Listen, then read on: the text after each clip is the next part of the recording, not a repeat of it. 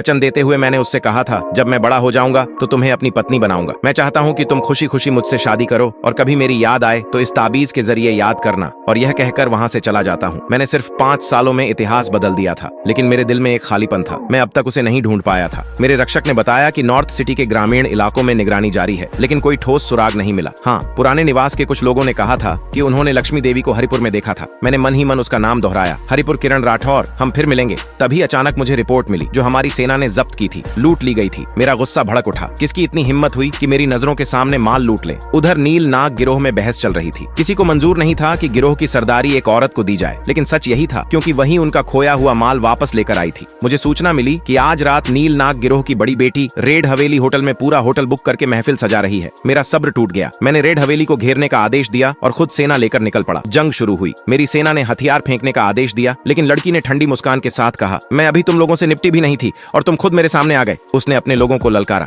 भाइयों उन पर टूट पड़ो। अपराध फरी मच गई। मैंने आदेश दिया और उनकी सुरक्षा सुनिश्चित की जाए। फिर 12 साल बाद मैं उसके सामने खड़ा था। मैंने उसे देखा और कहा, मेरी पत्नी अब भी उतनी ही शानदार है। और मैं वहां से उसकी लॉकेट लेकर भाग गया। लड़की हल्की मुस्कान के साथ कहा कि शायद लड़ाई में उसका ताबीज गिर गया है। उसके सहायक उससे पूछा, क्या वो तुम्हारे लिए इतना जरूरी है? वह मुस्कुराई और बोली, बचपन के एक दोस्त की निशानी है। उसने कहा था वो मुझसे शादी करेगा। सहायक हंस पड़ा। बचपन की बातें उन्हें सच मानने वाले मूर्ख होते हैं, लेकिन सच ज्यादा देर छुपा नहीं। सबको पता चल गया कि नील नाग गिरोह की बड़ी बेटी असल में लक्ष्मी देवी ही थी। मैं जब लड़की के घर गया तभी मेरे सामने एक पुराना चेहरा आया, गौरव मल्होत्रा। मैं चौंक गया। तुम वापस आ गए, उसने शांत स्वर में कहा। मैं बहुत पहले लौट आया था। आगे देखने के लिए सब्सक्राइब करो।